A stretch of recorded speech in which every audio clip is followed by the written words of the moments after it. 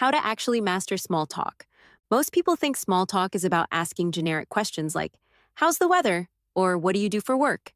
But that's exactly why most small talk feels awkward and forgettable. Real small talk isn't about filling silence with meaningless words, it's about creating genuine connection in a short amount of time. So, in the next 8 minutes, I'm going to show you 4 principles that will make you dangerously good at small talk.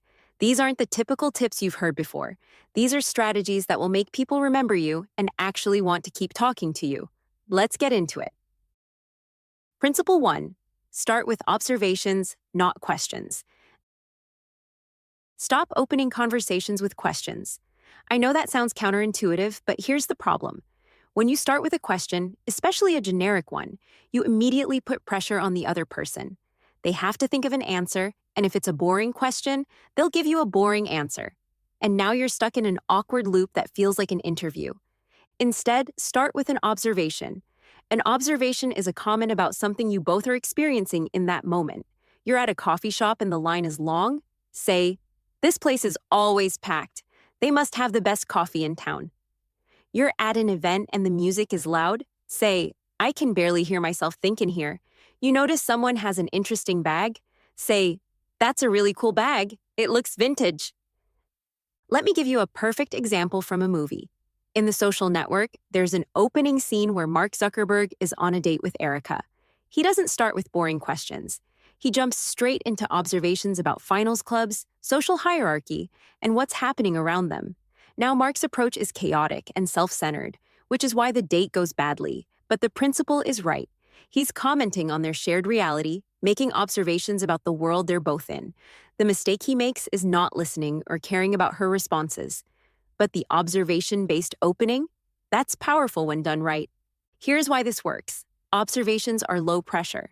You're not demanding anything from the other person. You're just making a comment, and that gives them the choice to engage or not. But most of the time, they will engage because you've opened the door without forcing them through it. There's also a psychological reason this works better than questions. When you ask a question, you're in the position of the interviewer. But when you make an observation, you're someone who's present and aware. You're noticing things, and that makes you seem more confident and socially intelligent. So skip the, how are you, and start with something you're both experiencing right now.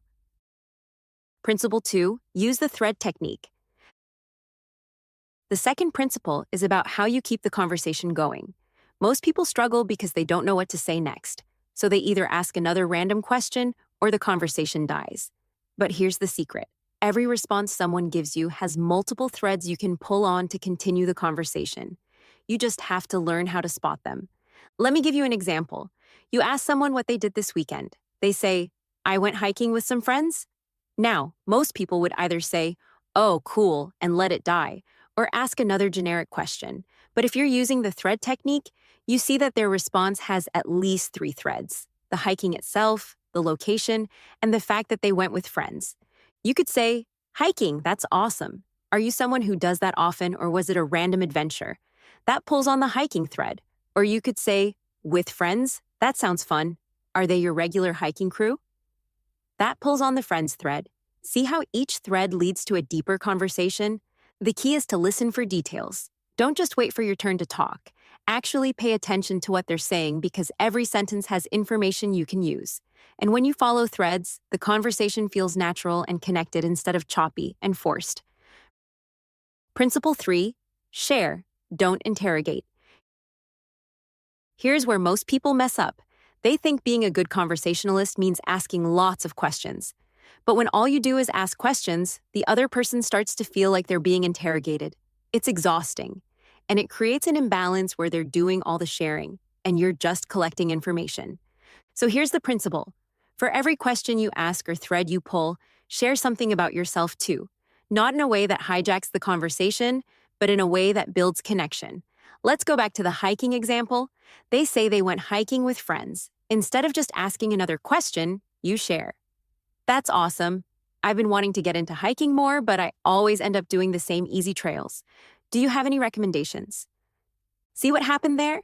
You acknowledged what they said, you shared something about yourself, and then you asked a follow-up question. That's the formula. Acknowledge, share, ask.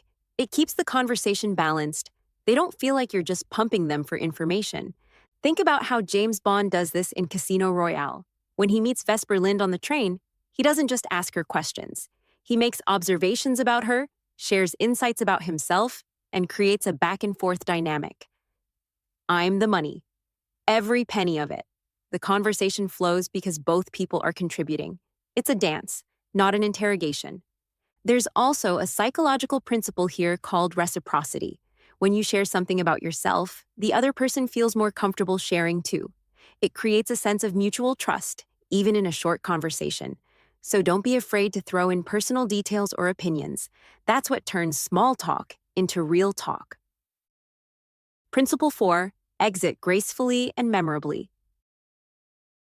Here's the principle nobody talks about. How you end a small talk conversation is just as important as how you start it. Most people either awkwardly fade out or they linger too long because they don't know how to exit. But when you master the exit, you leave a lasting positive impression. Here's how to do it.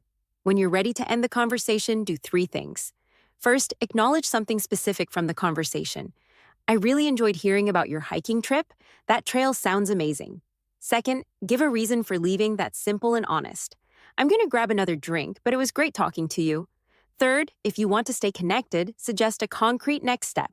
We should definitely swap trail recommendations sometime. Can I get your number? This formula works because it shows you were actually listening. It gives a clean exit without awkwardness, and it leaves the door open for future connection if that's what you want. And here's the key. You don't apologize for leaving. You don't say, "Sorry, I have to go." You just exit confidently and warmly. Think about how characters exit conversations in movies like Ocean's 11. They're smooth, confident, and purposeful. Danny Ocean doesn't awkwardly linger or apologize when he ends a conversation. He says what he needs to say, makes his point, and exits with intention. That's the energy you want. Confident, clear, and leaving people wanting more. The worst thing you can do is let a conversation drag on past its natural endpoint. That's when it gets awkward. But when you exit at the right time, in the right way, the other person is left with a positive impression of you.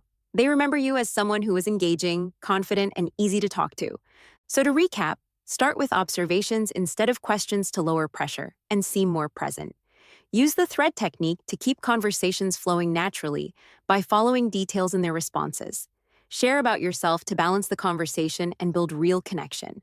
And exit gracefully by acknowledging the conversation, giving a simple reason, and suggesting a next step if you want to stay connected. When you master these 4 principles, small talk stops being awkward and starts being one of your greatest social skills. You'll make connections effortlessly, leave positive impressions everywhere you go, and actually enjoy conversations instead of dreading them, because small talk isn't about what you say. It's about how you make people feel. And when you make people feel heard, comfortable, and valued in just a few minutes, that's when you've truly mastered it.